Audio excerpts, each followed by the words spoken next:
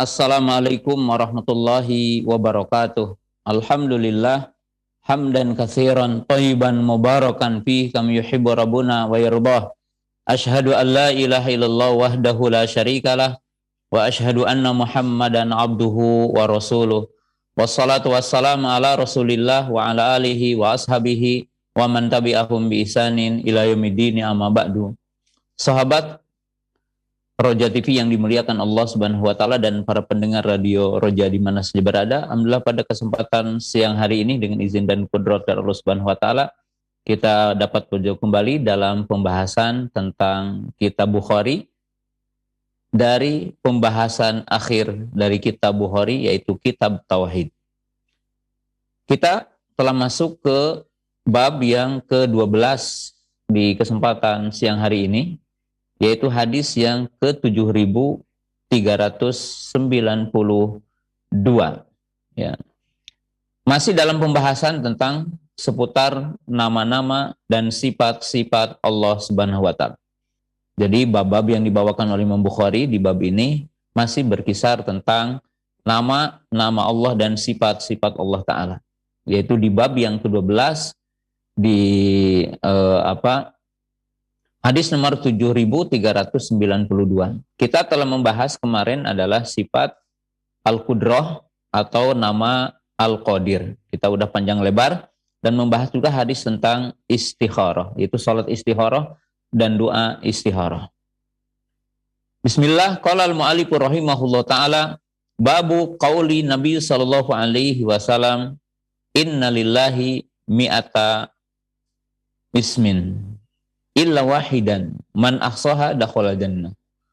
Qala Abdullah ibnu Abbasin radhiyallahu ta'ala anhuma, dzul jalali al-azamati al-barru yani al-latif. Qala Imamul Bukhari rahimahullah ta'ala hadatsana Abul Yaman qala akhbarana Syuaib, itu Syuaib ibnu Abi Hamzah, Abul Yaman Fadl ibnu Dukain. Qala hadatsana Abu Zinad Anil A'raj, yaitu Abdurrahman ibnu Hurmuz. An Abi Hurairah radhiyallahu ta'ala anhu, dan tentunya rawi-rawi ini juga termasuk rawi yang paling banyak meriwayatkan dari Abu Hurairah, yaitu Imam A'raj, yaitu Abdurrahman ibnu Hurmuz. Anna Rasulullah sallallahu alaihi wasallam qala, inna lillahi tis'atan wa tis'ina isman mi'atan ila wahida man ahsaha dakhalal jannah. Ya. Kaum muslimin, pemirsa yang dimuliakan Allah Subhanahu wa taala, mungkin bahasan ini di banyak kesempatan udah dibahas, atau kita mungkin juga udah pernah mendengar bahasan seperti ini. Tetapi kita dalam rentetan, dalam susunan membahas kitab Sahih Bukhari. Imam Bukhari membawakan bab sabda baginda Rasulullah sallallahu alaihi wasallam, sesungguhnya bagi Allah ada 99 nama atau 100 kecuali 1. Jadi 100 kecuali 1. Man ahsaha dakhalal jannah. Man ahsaha dakhalal jannah. Siapa yang ahsaha akan masuk surga. Kemudian Imam Bukhari membawakan satu asar secara munqati atau secara mu'allaq, ya, dari Abdullah ibnu Abbas, semoga Allah Ta'ala meridhoi kepada berdua, artinya kepada beliau dan bapaknya. Dzul Jalali, ini salah satu nama, ya, di antara nama Allah, yaitu Al-Azamah, ya. Al-Barru Al-Latif. Lalu Imam Bukhari meriwayatkan hadis dari Abu Hurairah radhiyallahu taala anhu dengan jalan dari Abul Yaman, kemudian dari Syuaib ibnu Abi Hamzah, dari Abu Zinad yaitu Saleh Zayyad, dari A'raj yaitu Abdurrahman ibnu Hurmuz, dari Abu Hurairah radhiyallahu taala anhu yaitu Abdurrahman ibnu Sahar Ad-Dausi, itu nama terkenalnya. Bahwasanya baginda Rasulullah sallallahu alaihi wasallam telah bersabda, Innalillahi tis'atan wa tis'ina isman. Sesungguhnya di antara nama-nama Allah ada 99, atau dikatakan mi'ah ila wahidah, 100 kecuali 1. Artinya 99. Man ahsaha dahulal jannah. Barang siapa yang dia ahsaha, maka dia akan masuk surga. Nah, kaum muslimin, pemirsa yang dimuliakan Allah Subhanahu wa taala. Pemirsa yang dimuliakan Allah Subhanahu wa taala,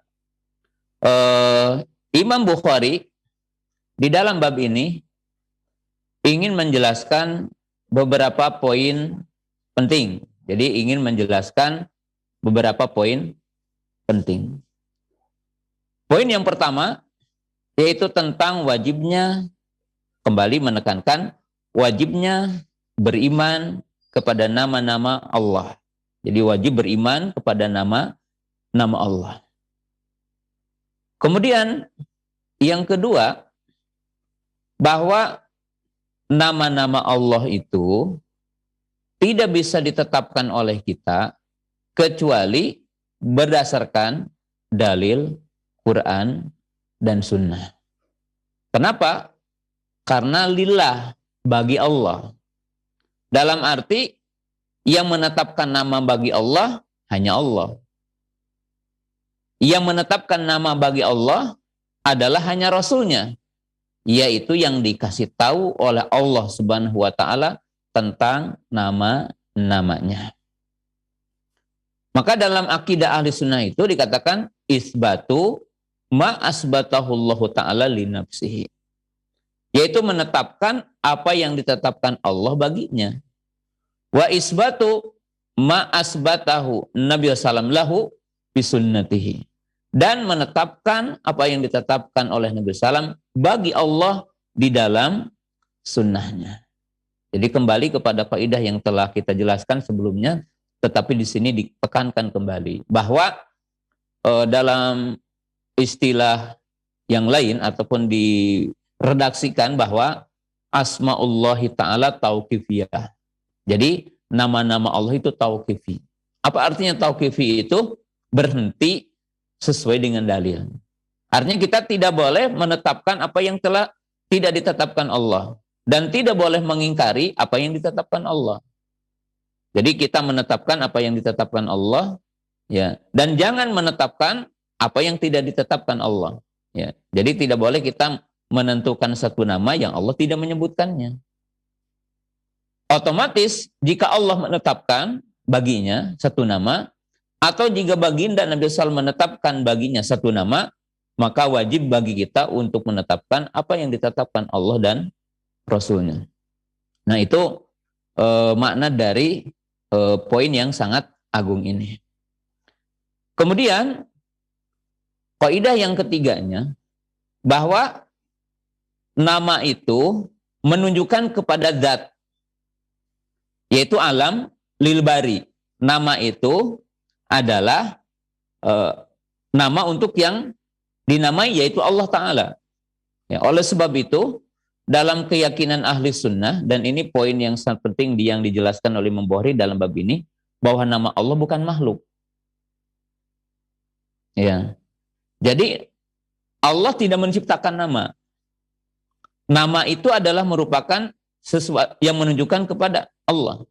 Jadi dalam ayat Al-Quran, walillahi, ya.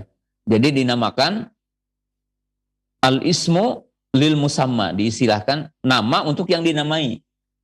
Jadi nama untuk yang dinamai, yaitu apa? Allah Subhanahu wa ta'ala.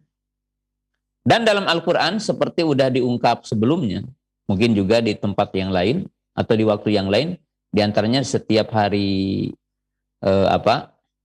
di bahasan lain, mungkin di tempat lain saya membahas juga bab ini, yaitu hadis-hadis sahih seputar akidah, ya. Bahwa Allah Subhanahu wa taala telah menyebutkan di dalam Al-Qur'an, yaitu 4 tempat. Jadi di 4 ayat, di 4 tempat Allah mengatakan Asmaul Husna, bahwa bagi Allah ada nama-nama yang baik. Ya, di antaranya adalah firman Allah Ta'ala, pertama dalam surah Al-A'raf, walillahi al-asmaul husna fad'uhu biha. Dan bagi Allah ada nama-nama yang baik, maka berdoalah dengan menyebutkan nama-namanya. Nah, di ayat yang kedua, yaitu surah Al-Isra. Di surah Al-Isra. Kalau tadi adalah ayat 180. Allah Ta'ala berfirman, Qulin Allaha awin urrahmana ayyama tad'una falahu al-asma'ul husna. Jadi serulah Allah dengan mengatakan ya Allah. Serulah Allah dengan mengatakan ya Rahman. Ya, dengan nama yang mana saja ya, kamu menyeru, meminta kepada Allah, maka bagi Allah memiliki nama-nama yang baik. Ya. Kemudian di dalam surah Toha, lahul asmaul husna. Lahul asmaul husna. Kemudian dalam surah Al-Hasyr, huwal khaliqul bari'ul musawwiru lahul asmaul husna. Jadi di dalam Al-Quran telah disebutkan bahwa bagi Allah ada nama-nama yang baik. Ya. Maka di sini dikatakan innalillahi tis'atan wa tis'ina isman. Ya. Jadi itu adalah poin yang sangat penting untuk kita pahami. Nah, kemudian poin yang keempat, di hadis ini Baginda Rasulullah Shallallahu Alaihi Wasallam mengatakan, di antara nama-nama Allah ada 99. Man ahsaha dahul jannah. Nah, apa yang harus kita pahami dari hadis ini? Pertama, bahwa pendapat yang rajih dari hadis ini selain istimbat yang tadi, tidak mengatakan bahwa nama Allah hanya 99. Jadi nama Allah bukan hanya 99. Nama-nama Allah adalah banyak. Nama-nama Allah tidak terhingga. Dan nama-nama Allah tidak ada yang bisa meliputinya. Tapi Allah dan Nabi SAW memberikan satu kabar gembira. Kita bisa masuk surga tanpa harus bisa meliputi seluruh nama Allah. Jika seseorang bisa mengetahui 99 nama di antara nama Allah, maka itu salah satu pintu masuk surga. Jadi ketika nama Allah itu banyak, ketika nama Allah itu tidak terhingga, sebagaimana buktinya kalau kita menelaah Al-Quran, menelaah isi hadis-hadis Nabi, yang menunjukkan kepada hakikat nama Allah, maka itu tidak bisa kita katakan hanya 99. Faktanya para ulama ada yang mengumpulkan 200, ada yang mengumpulkan sampai 500, ada yang mengumpulkan 1000 nama Allah Ta'ala. Tapi Allah Subhanahu wa Ta'ala, Nabi SAW menjelaskan bahwa jika seseorang bisa, akhsoha 99-nya, maka itu akan masuk surga. Jadi artinya tidak perlu meliputi semuanya. Ya. Jika orang mampu dan tahu 99-nya, jadi di antara 99 nama Allah, maka itu akan masuk surga. Ya. Jadi nama Allah itu disebutkan di dalam hadis, ya. Pertama diturunkan melalui kitab Allah. Kedua diajarkan kepada seseorang, ya, yaitu diantara nabi, ya. Kemudian yang ketiga, dan disembunyikan di sisi ilmu Allah yang gaib. Ya. Kalau yang diturunkan lewat kitab-kitab Allah, maka kita akan mengetahuinya. Kalau yang diajarkan kepada para nabi, maka para nabi alaihi salam akan menyampaikan kepada kita. Karena para nabi apabila mendapatkan wahyu dari Allah, apabila mendapatkan berita dari Allah, maka salah satu kewajiban mereka adalah menyampaikan. Oleh sebab itu para nabi itu dikatakan memiliki 4 sifat wajib. Jadi ada sifat wajib yang dikatakan 4, yaitu amanah, patonah, sidik, tabligh. Artinya tidak mungkin kalau Allah Ta'ala mengetahui, ketika Allah Ta'ala mengajarkan kepada Nabi SAW sesuatu, ketika Allah Ta'ala menghabarkan ada nama-namanya, nama-nama Allah, maka Nabi SAW mesti menyampaikan kepada umatnya sejumlah nama-nama Allah itu. Karena mesti menyampaikan. Nah, tetapi Nabi SAW mengatakan, "Au istasar tapi ilmi indaku ilmu ghaibi indaka." Atau engkau menyembunyikannya di antara nama-namamu itu di sisi ilmumu yang gaib. Menunjukkan bahwa ada nama-nama yang kita tidak tahu. Tapi Allah menyembunyikannya. Nah, jadi kata-kata innalillahi tis'atan wa tis'ina isman mi'atan ila wahida itu tidak menunjukkan bahwa nama Allah hanya 99. Nama Allah lebih dari 99 ya. Bahkan ya perkataan ini seperti ucapan begini. Kalau saya berkata, ya saya punya uang 100 juta untuk sedekah. Nah, menunjukkan bukan hanya punya uang 100 juta, tapi yang untuk sedekah adalah 100 juta. Nah, maka demikian juga di sini, di antara semua nama-nama Allah ada 99 nama yang apabila ahsaha dakhalal jannah. Nah, kemudian kaum muslimin pemirsa yang dimuliakan Allah Subhanahu wa taala. Nah, poin yang terakhir dari hadis ini ya. Kalimat man ahsaha dakhalal jannah. Man ahsaha dakhalal jannah. Ya. Apa yang dimaksud kalimat ahsaha dakhalal jannah? Jadi di sini bisa dikatakan ada 2 poin. Man ahsaha dakhalal jannah. Ya, kalau dakhalal jannah adalah merupakan natijah, yaitu buah. Ya, ahsaha adalah sebab. Barang siapa yang ahsaha dakhalal jannah. Maka para ulama menjelaskan tingkatan ahsaha. Langkah yang pertama yang dimaksud dengan ahsaha adalah ta'allumuha, yaitu mempelajari nama-nama Allah. Bagaimana kita mempelajari nama-nama Allah? Ya, dengan mempelajari Quran dan hadis-hadis Nabi Shallallahu Alaihi Wasallam. Kita membaca surah Al-Fatihah, disebutkan di situ nama Alhamdulillah Rabbil Alamin Ar-Rahman Nirrahim. Maka kita kenal nama Allah, nama Rabb, nama Al-Malik, nama Ar-Rahman, nama Ar-Rahim. Kita baca ayat kursi, contoh yang mudah-mudah dulu, yang ma'ruf ya. Allahu la ilaha illa huwa al-hayyu al-qayyum. Berarti 2 nama al-hayyu al-qayyum. Kemudian di ujungnya apa? Al-aliyyu al-azim. Ya, berarti 5. Allah, al-hayyu al-qayyum, al-aliyyu al-azim. Lihat dalam surah Al-Hasyr ya paling banyak. Ya, qul huwallahu al-ahadu as-samadu. Al-ahad as-samad. Jadi itu adalah nama-nama Allah. Ya. Berarti bagaimana kita ahsaha, yaitu menelaah Quran, ya, kemudian hadis-hadis Nabi SAW yang menunjukkan nama-nama Allah, yang menunjukkan tentunya otomatis mengandung sifat-sifatnya. Itu tingkatan yang pertama. Tingkatan yang kedua adalah hifdzuha, yaitu menghafal nama-nama Allah. Jadi menghafal nama-nama Allah.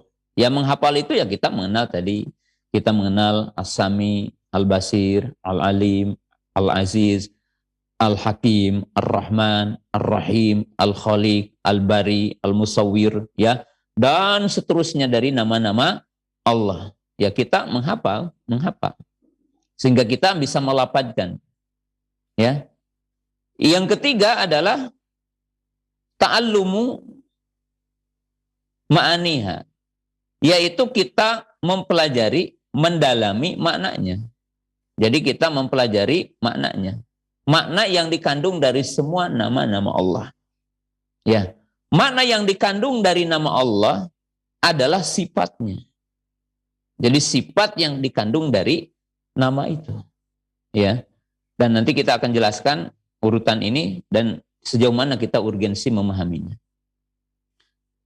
Kemudian yang keempat adalah ad-du'a'u biha, yaitu kita berdoa dengan menyebut nama Allah.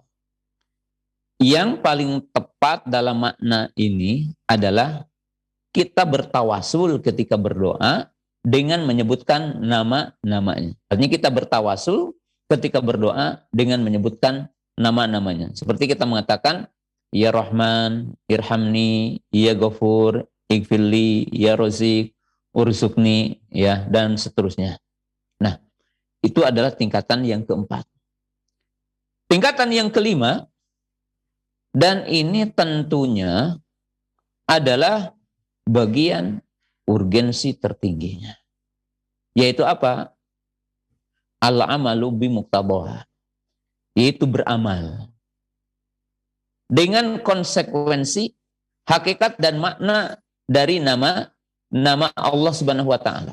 Ya, dari nama-nama Allah Subhanahu wa Ta'ala. Nah, bagaimana kita beramal dengan nama-nama Allah? Nah, maka di sini ada dua sisi. Jadi ada dua sisi yang wajib kita tahu. Apa? Yang pertama, beramal dengan nama-nama Allah. Yaitu beramal dengan sebuah konsekuensi nama Allah.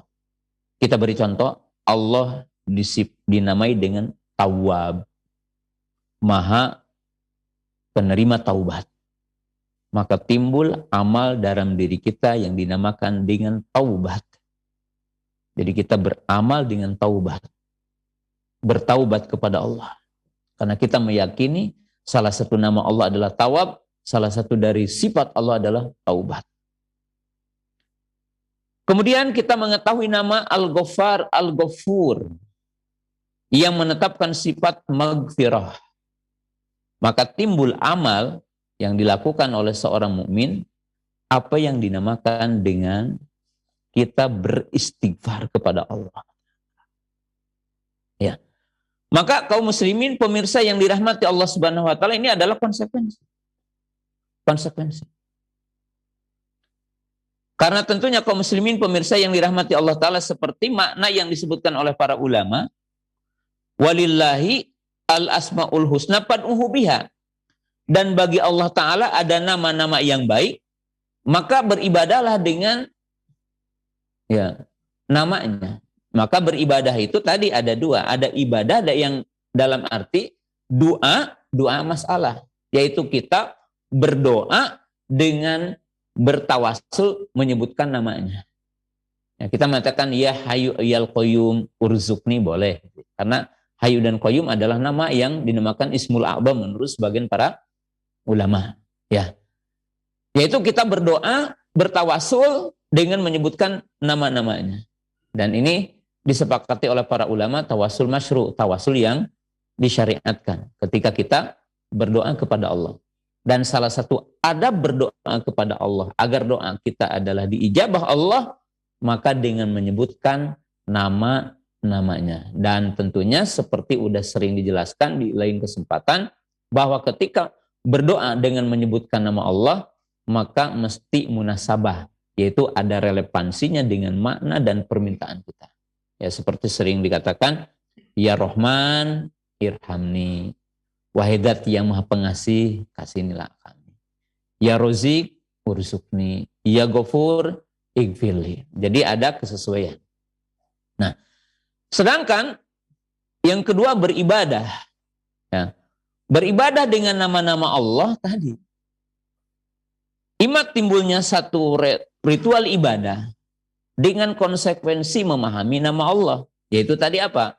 Ketika kita memahami Allah memiliki nama Tawwab dan memiliki sifat taubah, maka timbul ritual yang sangat agung bagi setiap mukmin adalah bertaubat kepada Allah. Ketika kita memahami dan tahu di antara nama-nama Allah adalah Al-Ghaffar atau namanya Al-Ghafur, menjadi satu sifat yang namanya Allah Maha Pengampun, yaitu Allah disifati dengan sifat maghfirah. Maka timbul amalan ibadah yang dinamakan dengan istighfar. Beristighfar, yaitu meminta pengampunan kepada Allah Subhanahu wa Ta'ala. Dan istighfar adalah amal yang sangat agung. Nah, sedangkan yang kedua, beribadah dengan nama Allah, yaitu timbul ketaatan kepada Allah. Dan tentunya diawali dengan 3 unsur ibadah yang sangat agung, yang semuanya berasal dengan ibadah qalbiyah, ibadah hati. Apa? Mahabbah, cinta. Khauf, rasa takut. Roja, pengharapan. Ya.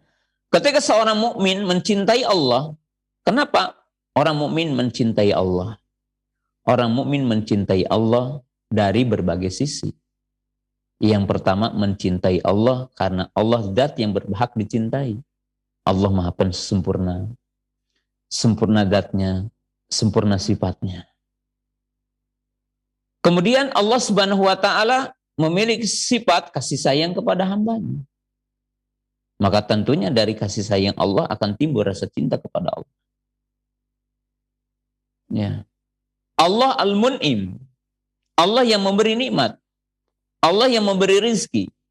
Allah yang menurunkan kebaikan-kebaikan kepada kita.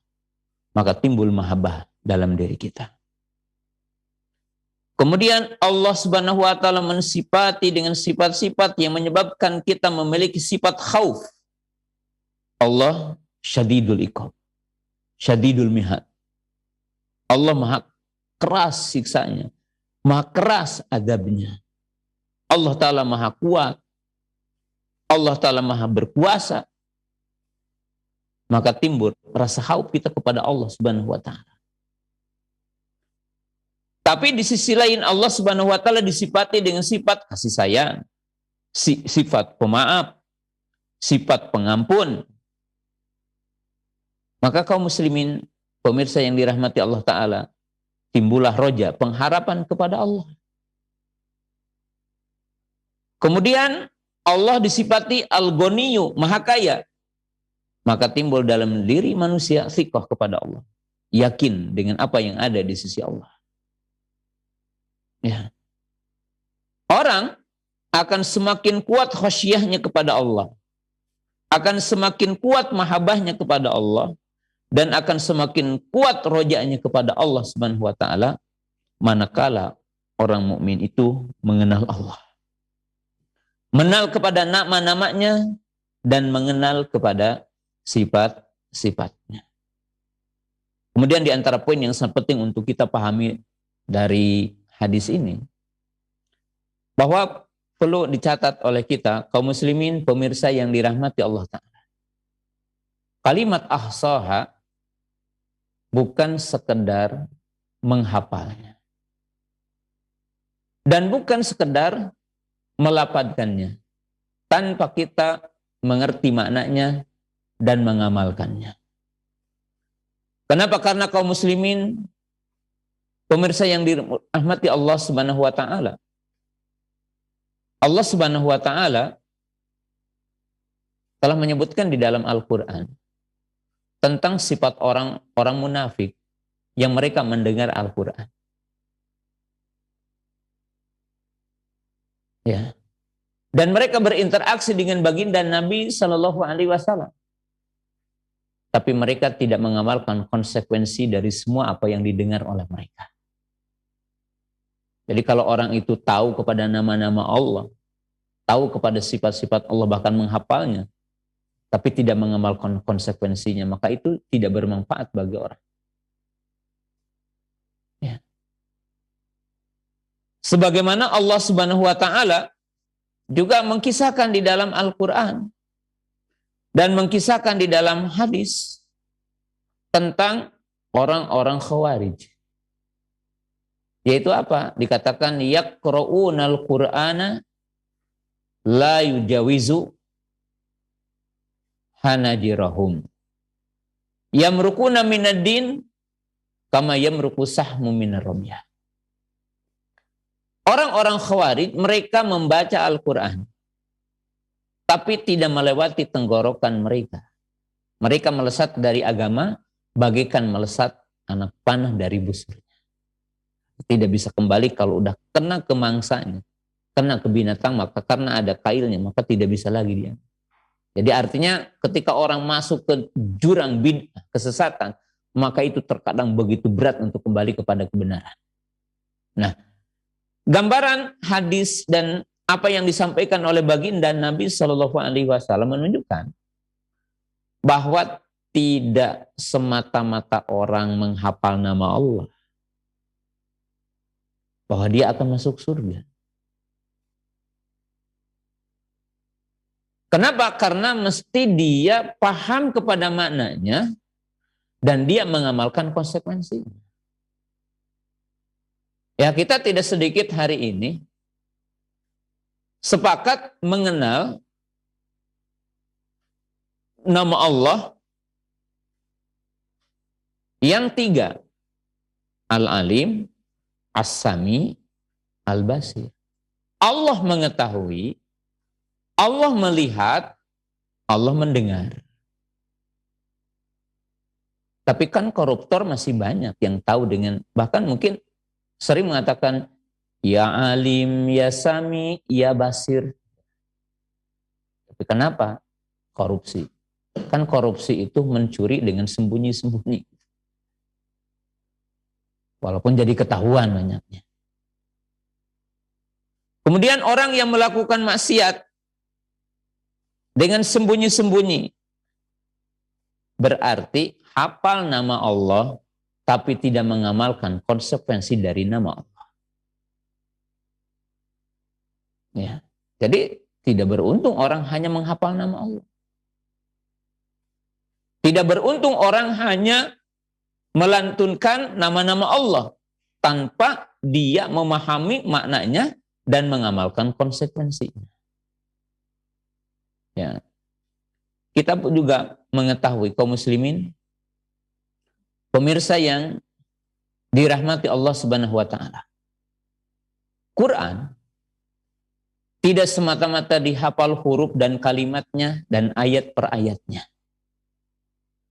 Tapi Al-Quran wajib diketahui maknanya dan diamalkan istimbat dan isi hukumnya. Sehingga baginda Nabi SAW mendoakan Abdullah bin Abbas. Tidak dengan redaksi, ya Allah, jadikan Abdullah bin Abbas hafal Al-Quran. Tapi Nabi SAW berdoa untuk Abdullah bin Abbas dengan redaksi, Allahumma fahkuhu fid din wa alimhu fit ta'wil. Ya Allah, jadikan beliau Abdullah bin Abbas faqih dalam agama. Dan ajarkan kepadanya adalah ta'wil, yaitu tafsir dari tafsir Al-Quran. Jadi titik beratnya adalah faqih. Titik beratnya adalah paham kepada makna dari ayat-ayat Al-Quran, tidak semata-mata hafal. Baginda Nabi SAW menyebutkan dalam hadis, dan ini pimakomidham, dalam bentuk artinya mewanti-wanti keburukan. Dan memperingatkan umat tentang fitnah akhir zaman. Beliau mengatakan, idza dhahabat ulama'ukum wa kathurat juhala'ukum. Wa idza kasurat khutba'ukum wa qallat yakni ulama'ukum. Wa idza kasurat qura'ukum wa qallat fuqaha'ukum. Wa idza kathurat umara'ukum wa qallat umana'ukum. Wal tumsid dunya bi amalil akhirah. Wa tufuqiya fi ghairi dinillah. Maka Nabi SAW mengatakan dalam hadis ini, kapan terjadi fitnah yang dahsyat yang akan menimpa kepada umat ini? Jadi kapan keburukan yang akan menyebar, menguasai, menyebabkan banyak orang yang murtad, menyebabkan banyak orang yang menyimpang. Maka Nabi SAW mengatakan, apabila telah pergi orang-orang alimnya dan semakin banyak orang yang bodohnya. Jika semakin banyak para khutbah, tapi semakin sedikit orang alimnya. Jika semakin banyak qori Al-Quran, tapi semakin sedikit orang yang faqih kepada makna-makna dari setiap ayat Al-Quran. Dan apabila semakin banyak para pemimpin kalian, artinya umat negara Islam terpecah belah menjadi negara-negara kecil. Tapi semakin sedikit orang yang amanah. Dan apabila muncul satu generasi, yaitu mencari dunia dengan amal akhirah. Artinya amal-amal soleh tujuannya dunia tok. Dan ini sangat bahaya sekali. Dan yang terakhir, baginda Nabi SAW mengatakan, dan orang-orang tafakuh, artinya ingin fakih hanya urusan dunia. Mereka ya terlalaikan dari ilmu akhirat. Terlalaikan dari ilmu syar'i. Nah, kaum muslimin pemirsa yang dimuliakan Allah Subhanahu wa taala, maka ya sesuatu yang kita wajib pahami dari bab ini, kaum muslimin pemirsa yang dimuliakan Allah Subhanahu wa taala, ya bahwa di dalam bahasan ini kita mengetahui al-ismu lil musamma. Nama itu untuk zat yang dinamai, yaitu Allah. Karena Allah yang mengatakan walillahi asmaul husna. Lahu asmaul husna. Dan ya tidak tepat dikatakan al-ismu huwal musamma. Ya. Kemudian apalagi dalam istilah orang-orang ahlul kalam dari kalangan Jahmiyah mengatakan al-ismu ghairul musamma. Tapi kita mengatakan al-ismu lil musamma. Nama adalah untuk yang dinamai, yaitu Allah Subhanahu wa taala, ya. Karena Allah memiliki nama, Allah memiliki sifat. Nah, kaum muslimin pemirsa yang dirahmati Allah Subhanahu wa taala, sebagai penutup dalam hal yang agung ini pada bab ini, bahwa ya nama-nama Allah itu ya tidak dijadikan zikir dengan zikir mufrad. Ya, tidak mengatakan Man, ya Rohim, ya Sami, ya Basir, ya Al-Aziz, ya. Tapi panuhubiyah, berdoa dengan menyebutkan namanya. Ya Rahman, ya Rahim, irhamni, ya Ghafur, igfirli. Dan nanti di bab yang setelahnya yang kita akan bahas, ya, di pekan yang akan datang, bahwa Nabi SAW memberikan contoh doa dengan menyebutkan nama-namanya. Seperti ya Allahumma bismika ahya wa amut. Jadi contoh menyebut nama Allah kemudian menyebutkan doa. Ya. Jadi tidak dipanggil Allah dengan tanpa menyebutkan permintaan. Ya, jadi itu bukan kalimat zikir yang lurus, ya. Artinya bahwa zikir menyebut nama Allah tidak mengatakan ya Rahman, ya Rahman, ya Rahman, ya Rahim, ya Rahim, ya Aziz, ya Aziz, ya Alim, ya Sami, ya Basir. Enggak. Kita mesti ya Rahman irhamni. Ya. Dan zikir la ilaha illallah, subhanallah, Allahu akbar. Ya. La wala wala quwata illa billah. Itu ada redaksi-redaksi zikir yang diajarkan oleh baginda Rasulullah sallallahu alaihi wasallam. Demikian apa yang saya bisa sampaikan di kesempatan siang hari ini berkaitan dengan bab yang ke-12 di hadis 7393.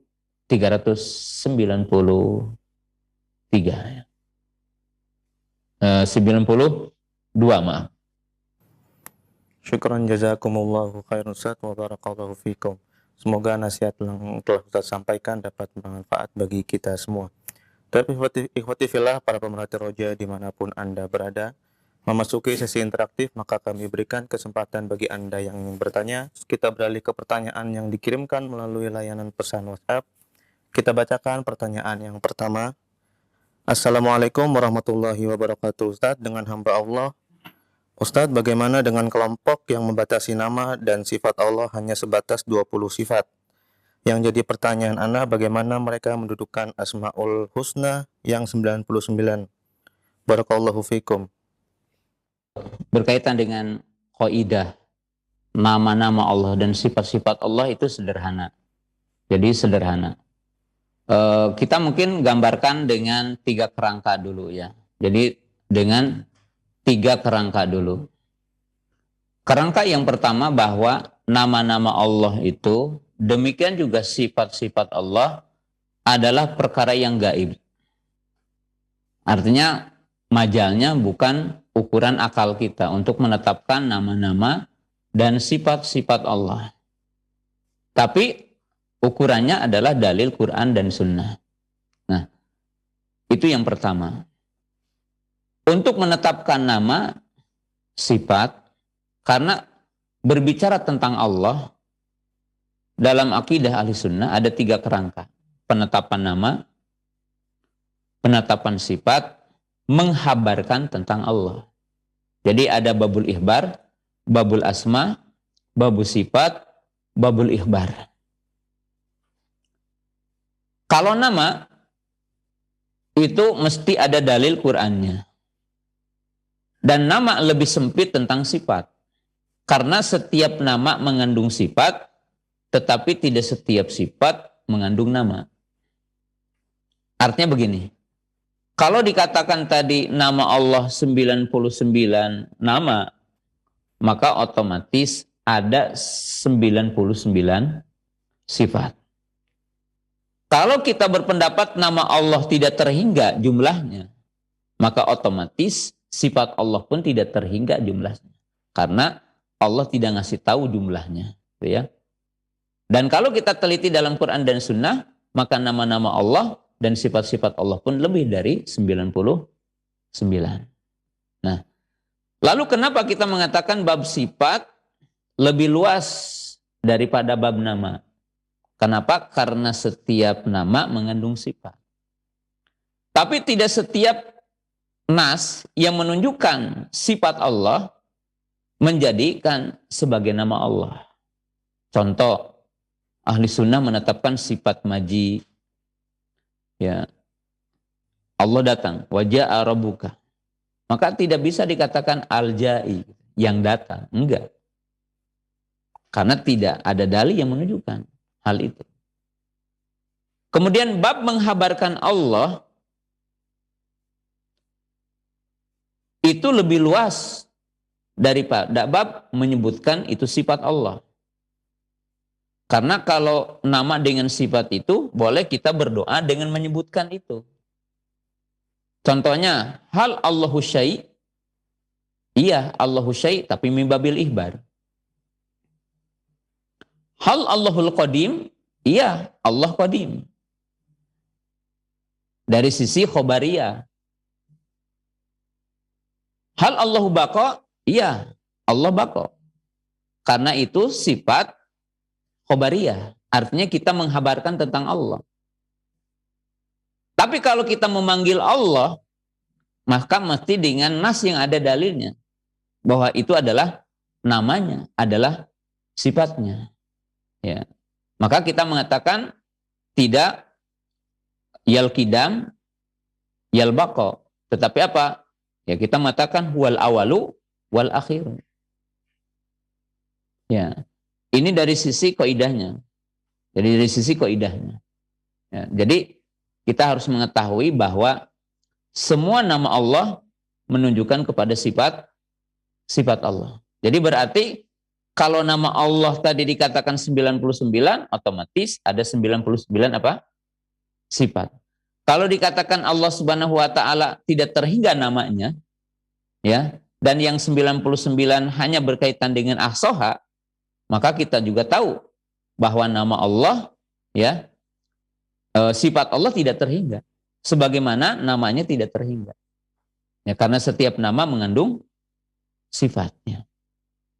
Jadi itu kaidah-kaidah yang sangat untuk kita pahami, ya, ya, untuk kita pahami bahwa ya kaidahnya seperti tadi, dan kita mengetahui kaum muslimin pemirsa yang dirahmati Allah Subhanahu wa taala dalam hadis, ya, yang merupakan doa baginda Rasulullah Shallallahu Alaihi Wasallam, ya, yang bunyinya as'aluka bikuli ismin samai tabihi nafsa, au alam tahu ahdan min khalqik, au angzal tahu fi kitabik.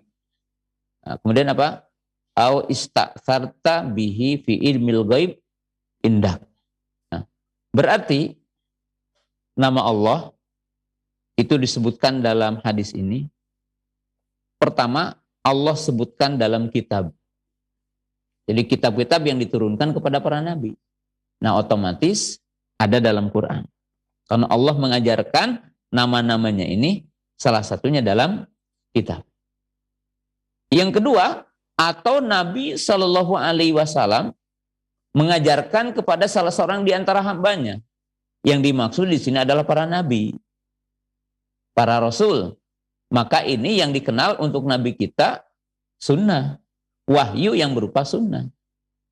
Ya, wahyu yang berupa sunnah yang disampaikan kepada Nabi SAW. Berarti ada dua. Nah, yang ketiga Nabi Rasul mengatakan, dan nama-nama yang engkau sembunyikan dalam ilmumu yang gaib. Nah, berarti ada nama-nama yang kita tidak tahu karena Nabi SAW tidak ngasih tahu.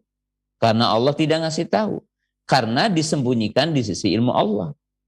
Maka kalau kita tidak bisa meliputi semua nama Allah, otomatis kita juga tidak bisa meliputi sifat-sifat Allah. Jadi kita tidak bisa membatasi dengan jumlah. Wallahu ta'ala a'lam. Syukran jazakumullahu khairan Ustaz wa barakallahu fikum. Semoga jawaban yang telah Ustaz berikan dapat bermanfaat bagi penanya dan kita semua. Baik, kita bacakan pertanyaan yang kedua. Bismillah, Assalamualaikum. Semoga Allah Subhanahu wa Ta'ala merahmati Ustaz dan kita semua. Saya hamba Allah Ustaz dari NTT. Izin bertanya Ustaz, bagaimanakah hukumnya orang yang menyanyikan sifat-sifat Allah atau Asmaul Husna? Jazakumullahu khairan Ustaz. Nama-nama Allah itu kan udah jelas tadi di dalam apa? Di dalam ayat, di dalam hadis bahwa Allah berfirman, Qulid'ullaha awid'ur rahmana ayyama tad'una falahul asmaul husna. Ya. Walillahi al asmaul husna fad'uhu biha. Jadi bagi Allah ada nama-nama yang baik, maka berdoalah dengan nama-nama Allah. Maka beribadalah dengan nama-nama Allah. Ya. Maka nama Allah itu dijadikan sebagai satu ibadah bagi kita. Dan ibadah ini mencakup dua poin tadi. Yang pertama ibadah dalam arti doa. Yaitu kita berdoa dengan bertawasul dengan menyebut nama-namanya. Sedangkan yang kedua, kita beramal dengan konsekuensi dari nama-nama Allah Subhanahu wa Ta'ala. Jadi bukan zikir dengan menyebut nama-nama Allah. Jadi tidak memanggil nama-nama Allah dengan tadi mengatakan Ya Rahman, Ya Rahim, Ya Sami, Ya Basir, Ya Aziz. Ya, karena tidak diperintahkan untuk dihafal seperti itu. Wallahu ta'ala a'lam. Syukran jazakumullahu khairan Ustaz wa barakallahu fikum atas jawabannya yang telah diberikan. Kita bacakan pertanyaan yang ketiga. Bismillah, Assalamualaikum Ustaz, dengan Abu Ai di Cibubur Ustaz. Mohon izin bertanya, kaitannya dengan nama-nama Allah yang baik pada ayat Walillahil asma'ul husna fada'uhu biha. Maka apakah ada perbedaan antara doa dengan menyebut nama atau asma'ul husna dan doa tanpa menyebut Asmaul Husna? Mohon penjelasannya Ustaz. Syukron. Ya, otomatis doa yang menyebutkan Asmaul Husna dengan doa yang tidak menyebutkan Asmaul Husna. Karena sebagian para ulama mengatakan ada 10 poin penting ya dalam adab berdoa ataupun dikatakan syarat doa mustajab. Ya di antaranya kan doa itu bersolawat, menyebutkan namanya dalam keadaan suci, menghadap kiblat, bebas dari dosa terlebih dahulu. Ini adab-adab. Kemudian ilhah itu menggambarkan butuhnya kita kepada Allah Subhanahu wa Ta'ala.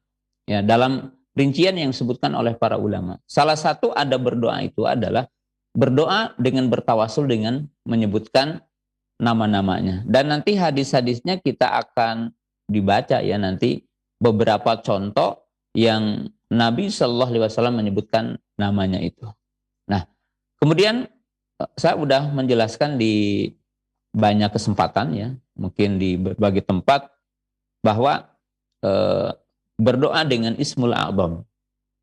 Nah, Ismul A'zam para ulama berbeda pendapat. Ismul A'zam itu yang mana? Ya, ada yang mengatakan Al-Hayyu Al-Qayyum, ada yang mengatakan Dzul Jalali wal Ikram, ada yang mengatakan Allahu, ada yang mengatakan Ar-Rabb, ada yang mengatakan Ar-Rahman Ar-Rahim. Nah, jelas ya bahwa semua itu adalah Ismul A'zam, tetapi pendapat yang rajih bahwa Ismul A'zam yang paling a'zam adalah lafdzul jalalah, yaitu kalimat Allah. Ya, itu adalah Ismul A'zam. Nah, disebutkan di dalam kisah bahwa tidaklah seorang hamba meminta kepada Allah dengan Ismul A'zam kecuali Allah akan memenuhi permintaan si hamba tersebut. Nah, tapi sebelum saya menjelaskan tentang contoh lain Ismul A'zam, kalau dikatakan mustajab, doa kita mustajab. Ya, doa mustajab. Tidak mesti mustajab itu di dunia. Kalau kita meminta kepada Allah, maka mustajab. Tapi tidak mesti mustajabnya diberikan di sini. Terkadang Allah menangguhkan pemberiannya nanti yaumal kiamah dengan magfirahnya, dengan syafaatnya nanti yaumal kiamah. Nah, tapi ada beberapa kisah yang sangat agung yang disebutkan dalam sejarah. Seperti disebutkan dalam surah An-Naml, kisah Nabi Sulaiman alaihissalam.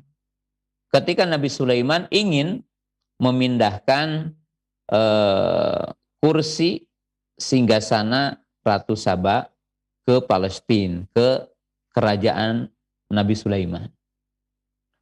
Maka dibuat sayembara, kalau bahasa mudahnya gitu ya. Siapa yang bisa mendatangkan singgasana Ratu Saba ke sini sebelum dia datang ke sini masuk Islam. Qala ifritun minal jinni, maka berkatalah ifrit dari bangsa jin. Ini atika qabla an taquma min maqamik.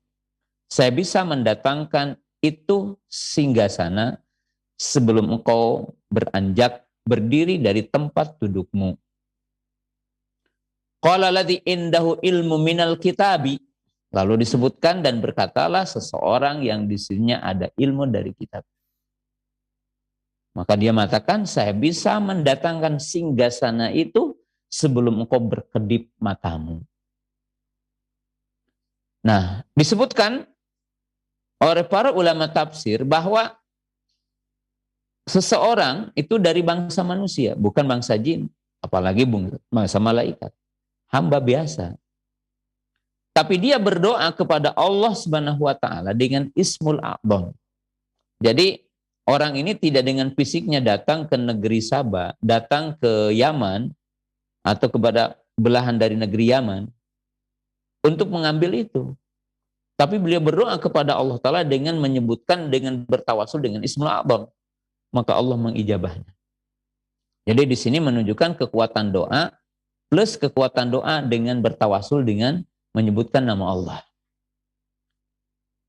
Di kisah yang lain, dan ini dalam Sahih Bukhari juga ada, yaitu ketika para ulama menjelaskan tentang kekuatan surah Al-Fatihah dalam ruqyah. Yaitu para sahabat ridwanullahi ta'ala alaihim singgah di suatu kampung, kemudian dia meminta untuk dijamu oleh pembesar kampung tersebut. Lalu disebutkan dalam potongan kisah itu, ada di antara mereka yang terkena sengatan kalajengking. Ya, kalajengking di sana beda dengan kalajengking di Indonesia. Ya. Jadi sangat dahsyat sekali. Lalu ada persyaratan bahwa akan diruqyah tapi minta dijamu. Gitu. Maka diruqyahlah orang yang disengat kalajengking itu dengan membacakan surah Al-Fatihah 3 kali. maka sembuhlah orang tersebut. Nah, kita mengetahui keagungan surah Al-Fatihah ini mencakup penjelasan tauhid, rububiyah, uluhiyah, dan asma wa sifat. Dan pada surah Al-Fatihah ini tentunya termuat beberapa nama Allah. Allah, Ar-Rabb, Ar-Rahman, Ar-Rahim. Sehingga menjadi satu keagungan tempat di situ. Kemudian Imam Ibnul Qayyim rahimahullahu taala, ya salah satunya dalam kitab Madarijus Salikin, itu disebutkan ketika menjelaskan tentang Fatihah ini. Bahwa ketika beliau membaca kisah para sahabat itu dan hadis tentang sahabat membacakan surah Al-Fatihah dan mujarabnya ruqyah dengan surah Al-Fatihah, maka beliau pun mencoba, tajrubah, melakukan percobaan. Ada orang yang tersengat kalajengking, disengat kalajengking, beliau pun membacakan surah Al-Fatihah itu 3 kali, lalu beliau mendapatkan bukti tentang kesembuhan dengan izin Allah, bahwa orang yang disengat kalajengking itu sembuh ketika beliau bertawasul kepada Allah, berdoa kepada Allah dengan membacakan surah Al-Fatihah tersebut. Jadi di sini menunjukkan kaum muslimin, pemirsa yang dirahmati Allah Ta'ala, urgennya orang berdoa dengan menyebutkan nama-nama Allah.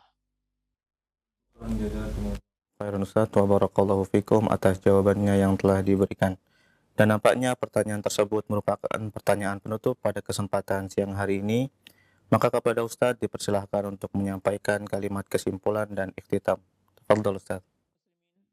Pemirsa Roja TV yang dimuliakan Allah Subhanahu wa taala, pelajaran yang paling berharga dari sini ada 3 pelajaran yang sangat berharga. Yang pertama, urgensinya kita mempelajari nama-nama dan sifat Allah Subhanahu wa taala. Kemudian yang kedua, mempelajari nama-nama dan sifat Allah Subhanahu wa taala yang paling pokoknya adalah memahami maknanya dan mengamalkan konsekuensinya.